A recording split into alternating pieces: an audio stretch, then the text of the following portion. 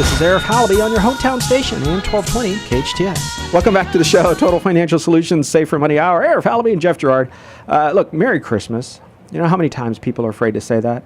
Look, Happy Holidays. What holiday exactly? Kwanzaa. There's 8 people in Santa Clarita that celebrate Kwanzaa. But hey, man, we don't want to offend them. Happy Kwanzaa. Really? Happy Groundhog Day. There's probably more people that know what that is. But that being said, I want you to have happy holidays for sure, but I say Merry Christmas. Look, it's okay to say Merry Christmas. I don't know why everybody's so upset about stuff. It's happy stuff. Be happy. Your retirement is about your life. Retirement is not a moment in time. I know people throw a retirement party, or they talk about a retirement this. No, come on. Retirement is a series of decisions that you've made for most decades ahead of the time when you physically retire. And it's a decision that you make that's going to affect probably decades after that retirement date. So retirement is a long period of time. For some, it's a time that is longer than when they were in their full-time careers or maybe even their last job, because so many people have switched jobs around. So be very careful about this, but realize if you've made little mistakes along the way, because it is such a long journey, you can correct things a little bit. You can make some adjustments along the way, and in fact, you should, right? When things are good over in the real estate world, people were buying real estate. The smart people are informed, or I don't know, whatever word you want to use, sold before it went down too far and made some money on it and went on. And same thing in the stock world, right? So people do things that impact the rest of their life all the time. So just know that some of the decisions that we're going to talk about here today, for example, every single time you receive a pay raise, you take half of that. So let's say it's $100 a paycheck. I don't know. Let's say $100. You take half of that and you save it for retirement. The other half, fine, spend it or pay off a bill or whatever you're going to do with it. But half of it every single time should be used to increase your retirement. That's how I was able to buy a house at 23 years old. Because at 18, I lived with my parents, still did, until I was 23, in their garage. But I had a job, and then 2 jobs, and I was going to school, and then during the summer I'd work 3 jobs. I always worked 2 and 3 jobs. Most of them were part-time. I didn't work full-time jobs until after school, or during the summer.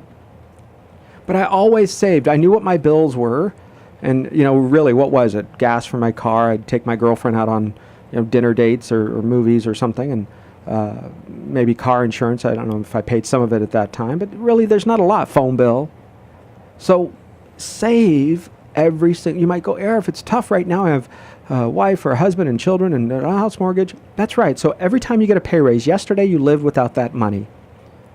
If it's $100 every 2 weeks, then you save $50 every 2 weeks. And then watch how quickly that starts to add up. And you can do that in payroll deduction. Jeff, payroll deduction isn't just a percentage. It could be a flat dollar figure. That's correct. And I think it's important that you actually earmark some dollars every month to pay yourself, because by and large, no one's doing it for you. Unless you have a company pension or you think that Social Security is going to be the answer for you, or those two things combined, you have to save. It's hard to digest when I hear people say, oh, I can't afford to save. Really? Well, you can't afford not to. And I want to touch on something earlier in the program that you touched on, Arif. It's when you talk about whether it's an increase in your pay that you didn't live with yesterday, tomorrow you have a little bit more money, that should be put it toward your savings or paying off debt. But what about when gas prices go down? Yeah. And you said something interesting. You said many things that are interesting. I want to clarify that. But the one thing that's sticking out, that one thing, was that you said you saved $25 at the pump. I want us to get our heads around that, because not spending at the pump and saving are almost 2 different things. Did you physically take that $25 you would have normally put into the gas pump or in your gas tank, and did you park that somewhere else?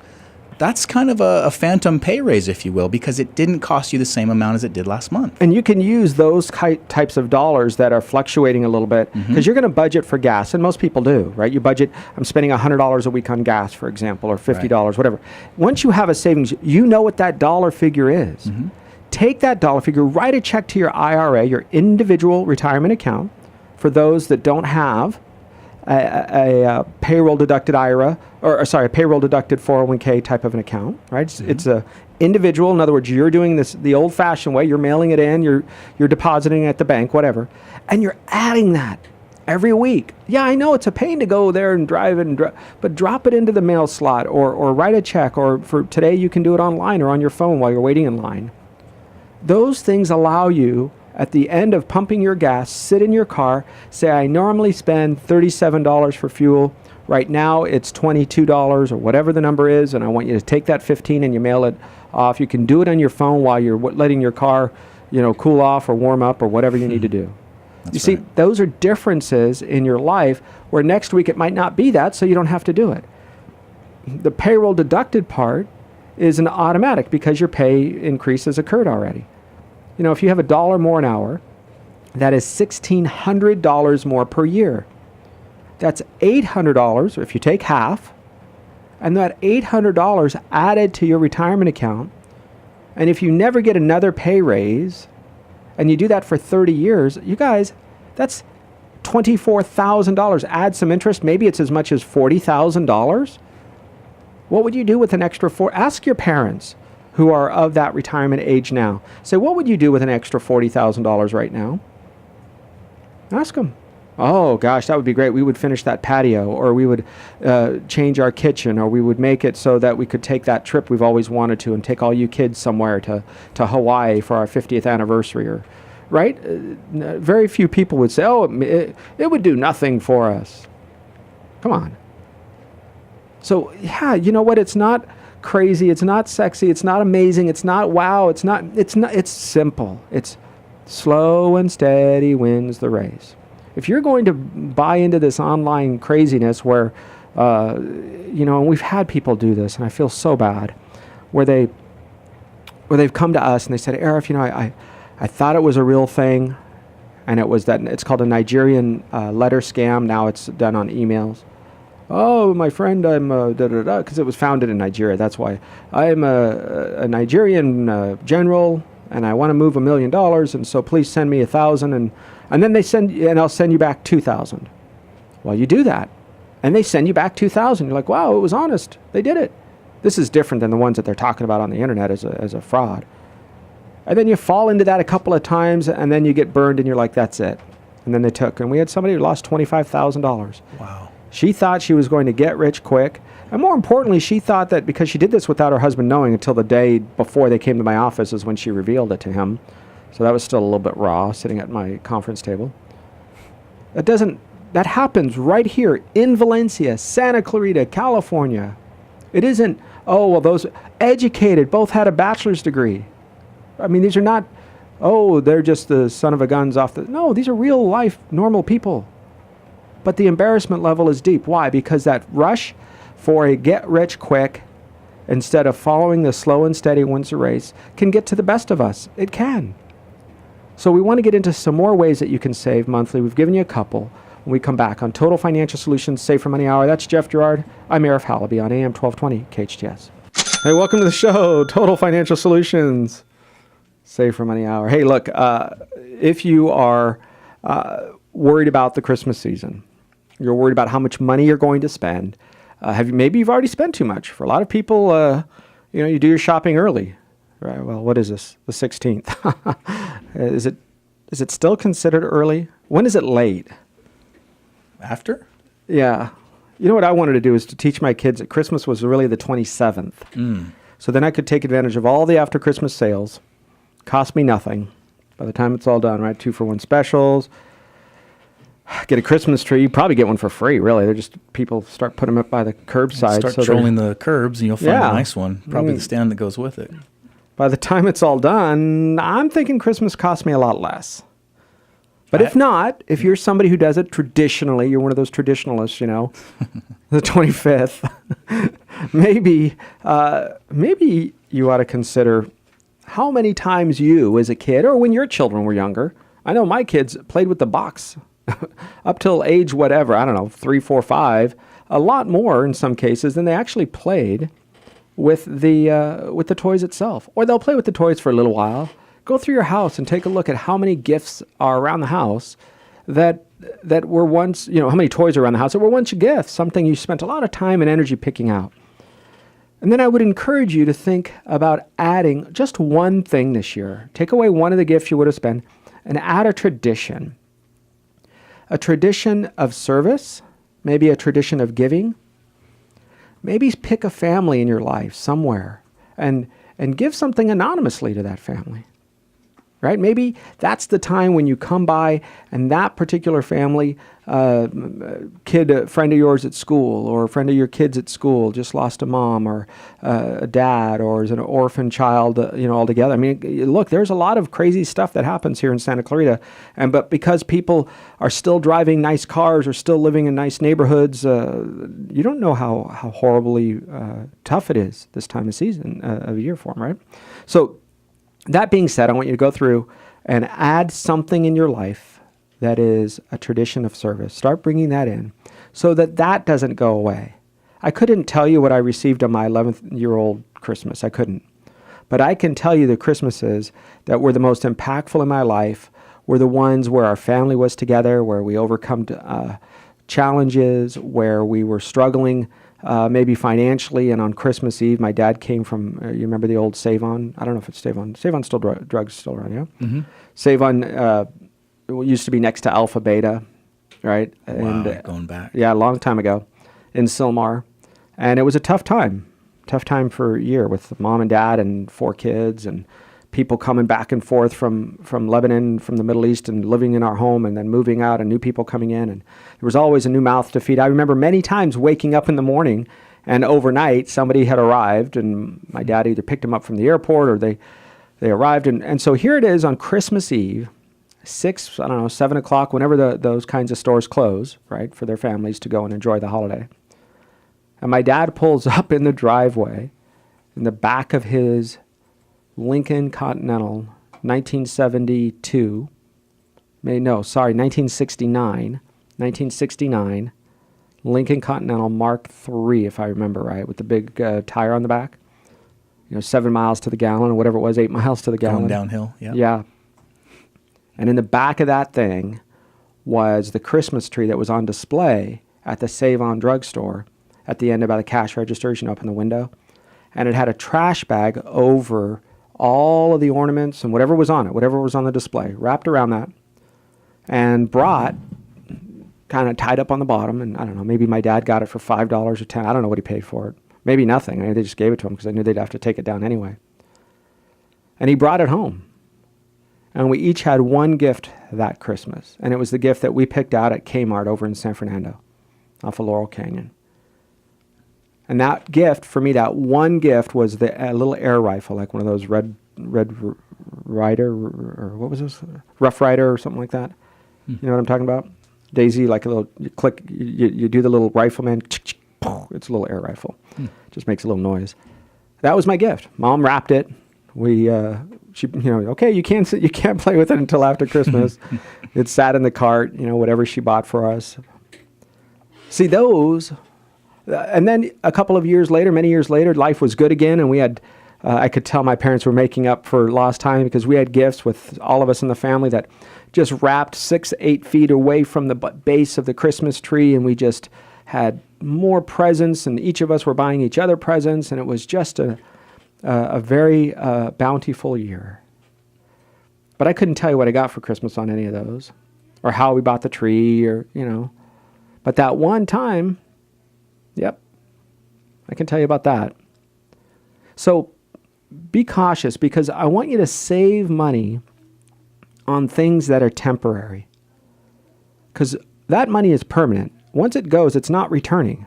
Not unless you're investing something and you're getting money back. If you buy a building and you're getting rent or stocks, you have a dividend, or annuities, you have annuity payments. None of that. No. This is, you buy a gift, it's gone. So be very careful about spending money that is temporary, that you don't have. So one of the ways I want you to save for your retirement, for your future, is to find one thing each and every month, just one thing, one time per day that you're going to save. And you're going to take those dollars and you're going to put those where? just in your retirement accounts. You can start with a little savings account. You can start with a jar, a glass jar at home or an envelope, because these things begin for retirement. Because retirement saving is a state of mind. All of us have 24 hours in a day.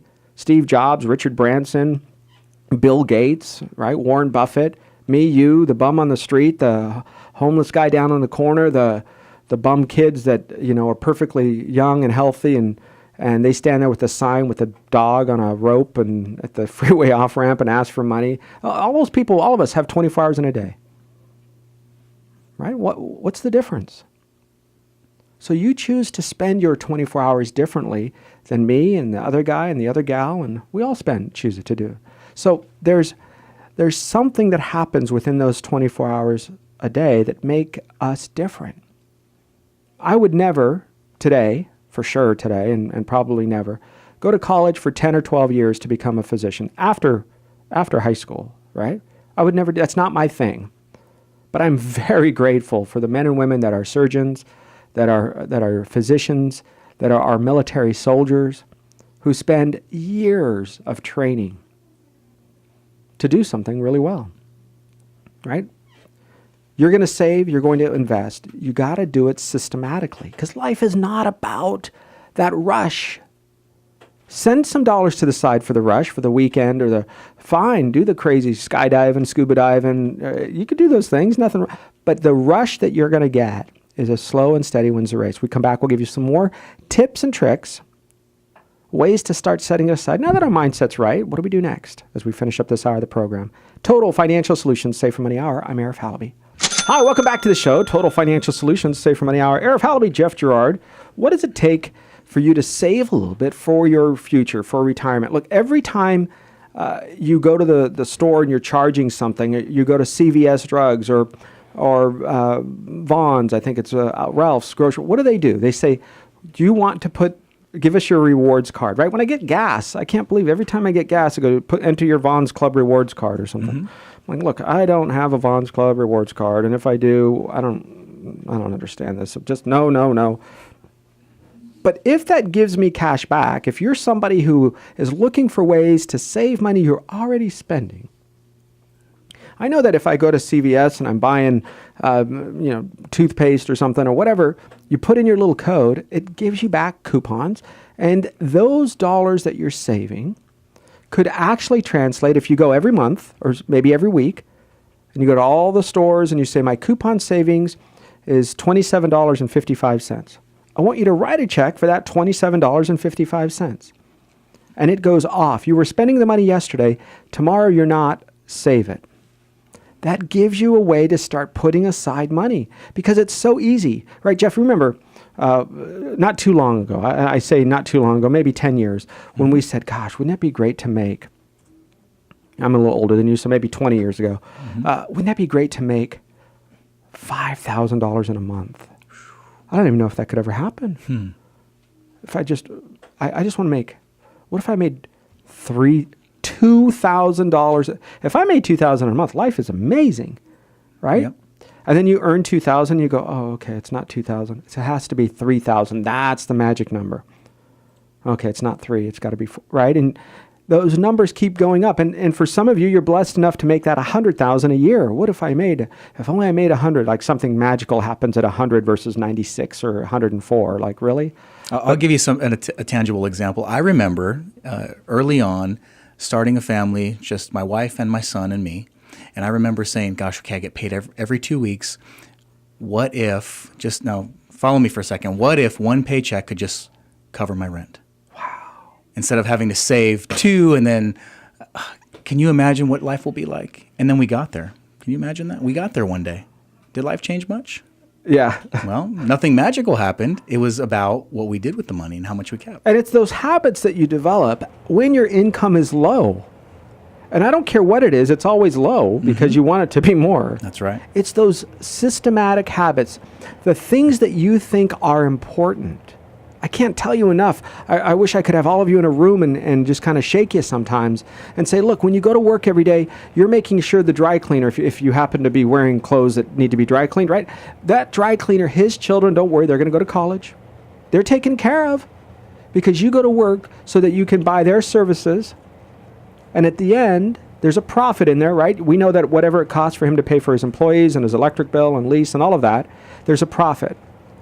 Now, if he or she does good things with that money, they now get to take a great vacation, or their kids get to go to college. The gas station owner, right? We know some of them in town. They're doing fine. They have a car that they drive to the gas station so that you don't see the nice car. They have a really nice car that is not yours. But you make sure that they get to pay that car payment every single month.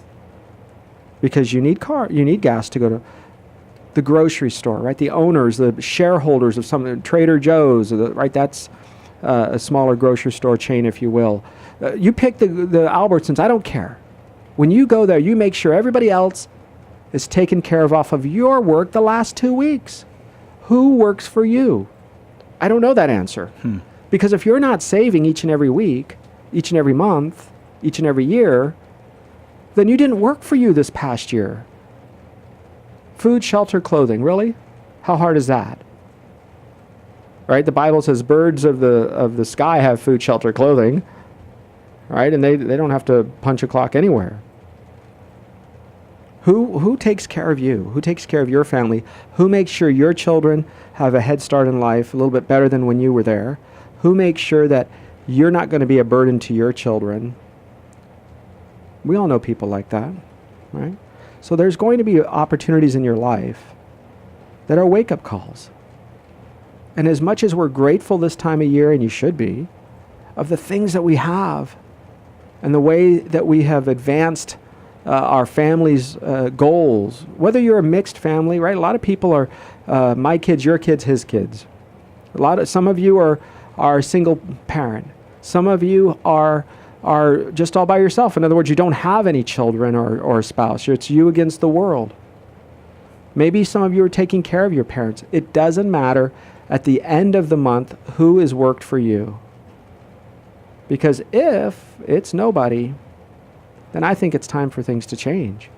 Jeff, give me another one here. Well, I just want to touch on this because think about a business. You've heard me say this before, is running your family like a business financially makes the most sense. How long would that gas station be on the corner if every single month there was no profit left? Or every single year?